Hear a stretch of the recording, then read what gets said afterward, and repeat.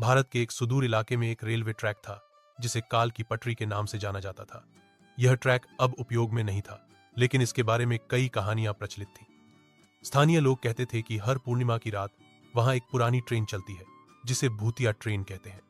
यह ट्रेन किसी और दुनिया से आती है और जो इसमें चढ़ता है वह कभी वापस नहीं लौटता। कहानी की शुरुआत। राहुल, एक जिज्ञासु और निडर पत्रकार, इस कहानी की सच्चाई जानने के लिए उत्सुक था। उसने ठान लिया कि वह इस रहस्य को उजागर करेगा। राहुल ने गांव के कुछ बुजुर्गों से इस ट्रेन के बारे में पूछा। एक बूढ़े व्यक्ति ने उसे चेतावनी दी, बेटा, इस ट्रैक के पास मत जाना, वहां सिर्फ मौत मिलती है। लेकिन राहुल ने उनकी बात पर ध्यान नहीं दिया। वह इसे सिर्फ अंधविश्वास मानता था। यात्रा की तैयारी। राहुल ने अपने साथ एक कैमरा, टॉर्च और एक नोटबुक ली। वह रेलवे ट्रैक के पास पहुंचा। चारों तरफ घना जंगल था और हल्की हल्की ठंडक महसूस हो रही थी। वहां का माहौल अजीब और डरावना था। वह रात को वहीं रुकने का फैसला करता है ताकि ट्रेन को देख सके। पहली झलक। रात के 12 बजने वाले थे। अचानक हवा तेज चलने लगी, पेड़ों की शाखाएं झूमने लगीं और राहुल को दूर से सिटी की आवाज सुनाई दी। वह चौंक गया। उसने देखा कि ट्रैक पर एक पुरानी ट्रेन आ रही थी। उसकी हालत खस्ता थी, डिब्बे जर्जर थे और खिड़कियों पर धूल जमी हुई थी।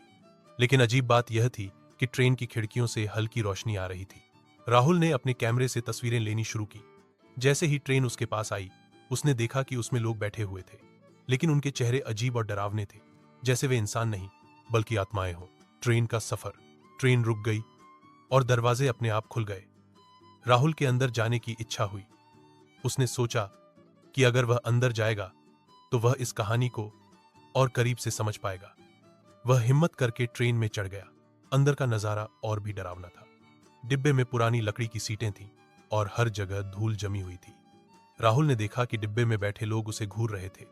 उनमें से कुछ के चेहरे पूरी तरह विकृत थे और उनकी आंखें गहरी और खाली थीं।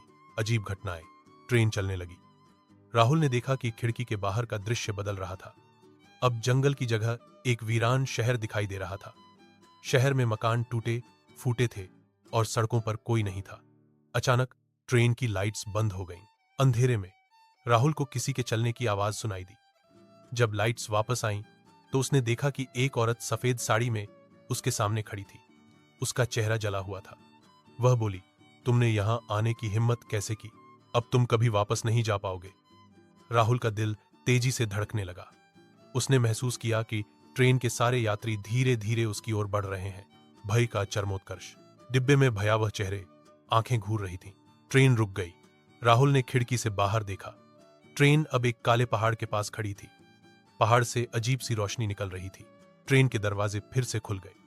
राहुल ने बाहर भागने की कोशिश की। जैसे ही उसने कदम बाहर रखा, उसे लगा कि उसका शरीर भारी हो रहा है। उसने देखा कि उसके चारों ओर साए घूम रहे थे। वे साए उसके शरीर को खींचने की कोशिश कर रहे थे।